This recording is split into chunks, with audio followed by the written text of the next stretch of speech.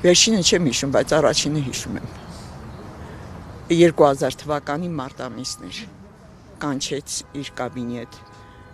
Դուռը բացեցի, մտա, ձեռքերս տարածեց, ասեց ինձ չեք օգնում, իմ ձեռքերը բռնում են, ինձ չեն թողնում աշխատեմ, ինձ չեք օգնում։ Ես էլ այն ժամանակ ընդամենը մի մանկավարժ էի, բանից բեխաբար։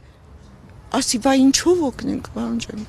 Ասեց գնացեք Արամին ասեք։ Արամին ասեցի, Արամն ասեց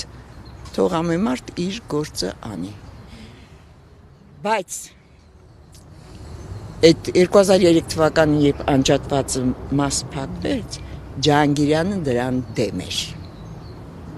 Ինքը հանուն արդարությամբ ինքը ասում էր, որ այն մարդիկ, որ ասում են կազմակերպիչ չկա, պատվիրատու չկա, չարաչար սխալվում են, կան,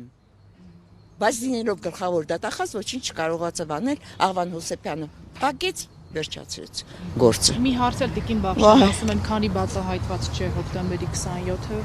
նոր հոկտեմբերի 27 հնարավոր է որ տեղի ունենա։ Աստվածոչանի։ Նման վտանգ տեսնում եք մեր պետության գոտին արտախված։ Վերջին տարիների զարգացումները հաշվի առնելով։ Ցավոք տեսնում եմ, բայց չեմ ուզում դրա մասին սևեռվեմ, բայց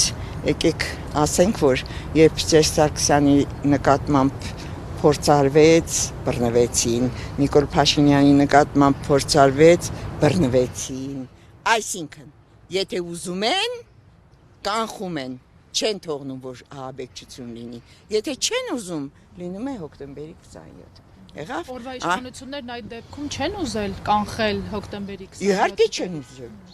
Ես ասում եմ, անունով եմ ասում, Ռոբերտ Քոչարյանը տեղյակ էր, Սերժ Սարգսյանը տեղյակ էր,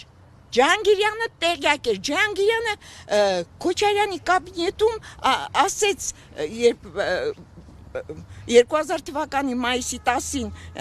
երբ բոլոր զոհվածների կանանց հավաքել էր, այնտեղ ասեց, ես 12 օր առաջ Վազգենին զգուշացրել եմ։ Ով էր ասում։ Ջահանգիրյանը։ Էլ ոնց ասեմ, ոնց կարող են չիմանան։ Այն մարդ լուր հետևել են, թե ոնց այդ անորմալները, ինչ անորմալ տականքները կմտնեն խորհրդարան, ազգային ժողով ու